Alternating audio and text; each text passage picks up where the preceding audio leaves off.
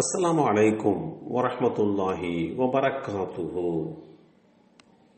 புனித முஹர்ரம் மாதம்.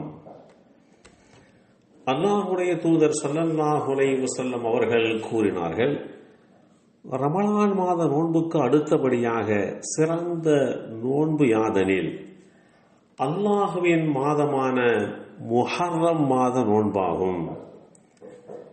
இந்த செய்தி அபூ ஹுரைரா ரலியல்லாஹு அன்ஹு அவர்கள் மூலமாக அறிவிக்கப்பட்டு ஸஹீஹ் முஸ்லிமில் 2157 என்ற எண்ணிலே பதிவு செய்யப்பட்டிருக்கிறது. இஸ்லாமிய ஆண்டின் முதல் மாதமான முஹர்ரம் அல்லாஹுவின் மாதம் என்று அழைக்கப்படுகிறது.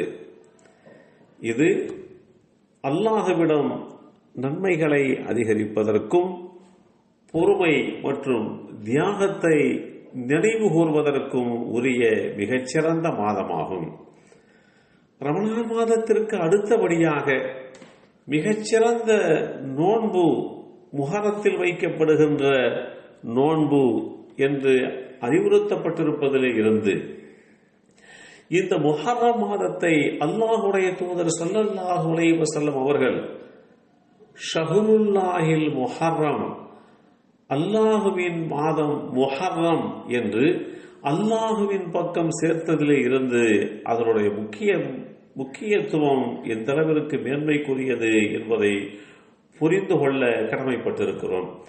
எப்படி புனிதமான காபா அல்லாஹுவின் பக்கம் சேர்க்கப்படுகிறது, காபத்துல்லா என்றுதானே சொல்லுகிறோம், அல்லாஹுடைய வீடு என்று. அதே போன்று அல்லாஹுடைய தூதராக ஏற்றம் பெற்ற சாலிஹ் அலைஹிஸ்ஸலாம் அவர்களுக்கு அற்புதமாக கொடுக்கப்பட்ட ஒட்டகத்தை குறித்து சொல்கின்ற போது நாக்கத்துல்லா, அல்லாஹுவின் ஒட்டகம் என்று அல்லாஹுவின் பக்கம் அந்த ஒட்டகம் சேர்க்கப்படுகிறது. அப்படித்தான் இந்த முஹர்ரம் மாதம் அல்லாஹ்வின் பக்கம் சேர்க்கப்பட்டு அதனுடைய கண்ணியம் நமக்கு தெளிவுபடுத்தப்பட்டிருக்கிறது. இந்த ரமலான் மாதம் நோன்பிற்கு பிறகு இந்த முஹர்ரம் உடைய மாதத்தில் எவ்வளவு நம்மால் நோன்பு வைக்க முடியுமோ அந்த அளவிற்கு நோன்பு நோக்க வேண்டும்.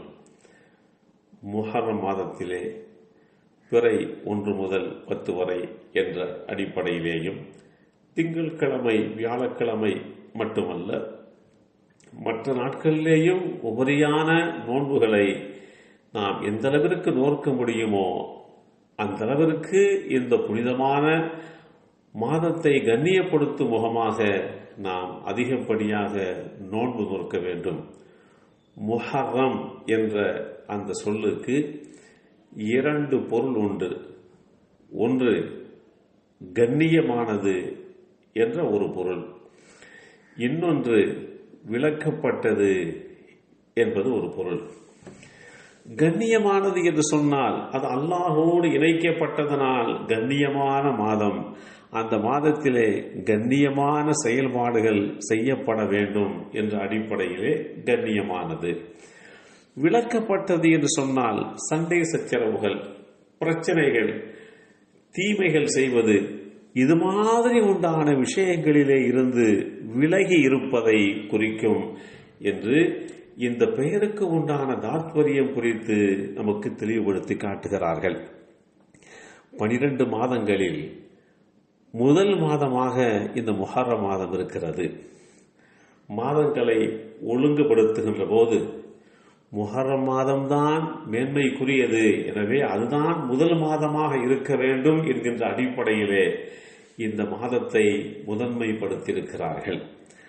அது மாத்திரமல்லாமல் இந்த முஹர்ரத்திலே எண்ணற்ற தான தர்மங்கள், எண்ணற்ற நன்மையான காரியங்கள் அதிகமாக செயல்படுத்தப்படுகிறது, செய்து கொடுக்கப்படுகிறது. எனவே அந்த மாதம் கண்ணியத்தையும் மகத்துவத்தையும் புரிந்து கொள்கின்ற வகையிலே அமையப்பட்டிருக்கிறது. எல்லாம் வல்ல அல்லாஹு தஆலா முஹர்ரம் மாதத்திலே அதிகப்படியான நற்காரியங்கள் புரிந்து அல்லாஹுடைய நெருக்கத்தை பெறுகின்ற நல்லோர்களாக நம்மையும் நம் சந்ததிகளையும் அல்லாஹ் ஆக்கி வைப்பானாக. அஸ்ஸலாமு அலைக்கும் வரஹ்மத்துல்லாஹி வபரகாத்துஹு.